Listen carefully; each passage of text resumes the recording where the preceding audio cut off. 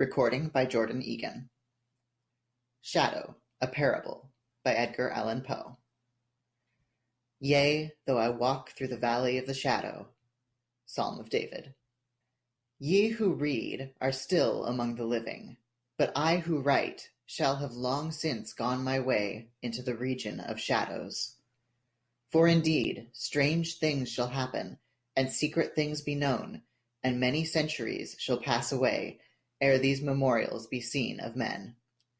And, when seen, there will be some to disbelieve, and some to doubt, and yet a few who will find much to ponder upon in the characters here graven with a stylus of iron.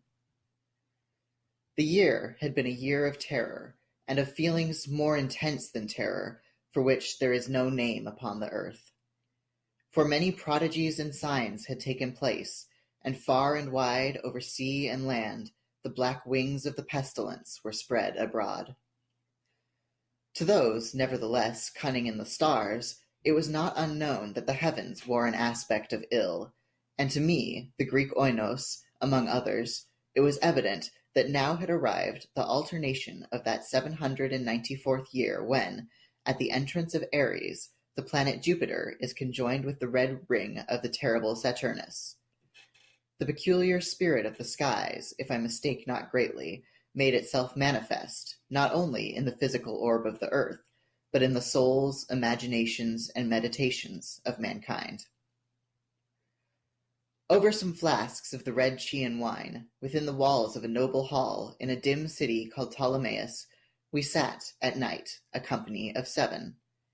And to our chamber there was no entrance, save by a lofty door of brass, and the door was fashioned by the artisan Corinos, and, being of rare workmanship, was fastened from within. Black draperies, likewise, in the gloomy room, shut out from our view the moon, the lurid stars, and the peopleless streets, but the boding and the memory of evil, they would not be so excluded. There were things around us and about, of which I can render no distinct account, things material and spiritual, heaviness in the atmosphere, a sense of suffocation, anxiety, and, above all, that terrible state of existence which the nervous experience when the senses are keenly living and awake, and meanwhile the powers of thought lie dormant. A dead weight hung upon us. It hung upon our limbs, upon the household furniture, upon the goblets from which we drank. All things were depressed and borne down thereby. All things, save only the flames of the 7 lamps which illumined our revel. Uprearing themselves in tall slenders of light, they thus remained burning, all pallid and motionless, and in the mirror which their lustre formed upon the round table of ebony at which we sat, each of us there assembled beheld the pallor of his own countenance, and the unquiet glare in the downcast eyes of his companions. Yet we laughed, and were merry in our proper way, which was hysterical, and sang the songs of Anacreon, which are madness, and drank deeply, although the purple wine reminded us of blood. For there was yet another tenant of our chamber, in the person of young Zoilus. Dead and at full length he lay, enshrouded, the genius and the demon of the scene. Alas, he bore no portion in our mirth, save that his countenance, distorted with the plague, and his eyes, in which death had but half extinguished the fire of the pestilence, seemed to take such interest in our merriment as the dead may haply take in the merriment of those who are to die. But although I, Oinos, felt that the eyes of the departed were upon me, still I forced myself not to perceive the bitterness of their expression, and gazing down steadily into the depths of the ebony mirror, sang with a loud and sonorous voice the songs of the son of Teos.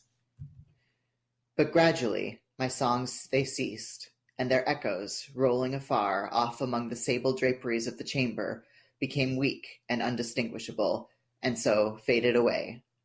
And lo! From among those sable draperies where the sounds of the song departed, there came forth a dark and undefined shadow, a shadow such as the moon, when low in heaven, might fashion from the figure of a man. But it was the shadow neither of man, nor of God, nor of any familiar thing. And quivering a while among the draperies of the room, it at length rested in full view upon the surface of the door of brass. But the shadow was vague and formless and indefinite, and was the shadow neither of man nor of God, neither god of Greece, nor god of Chaldea, nor any Egyptian god.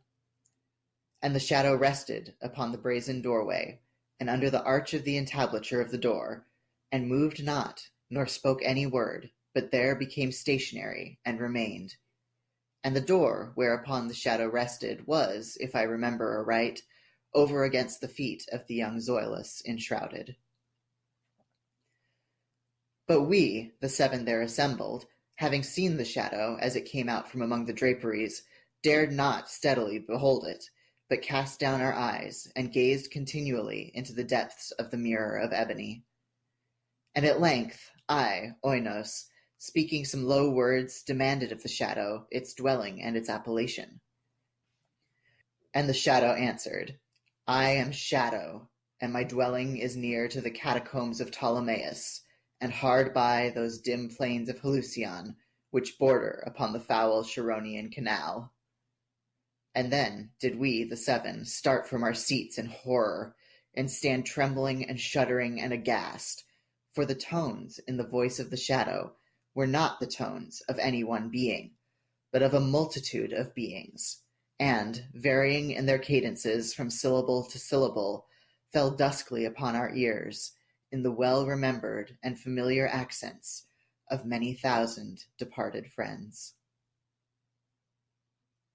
End of Shadow, a Parable.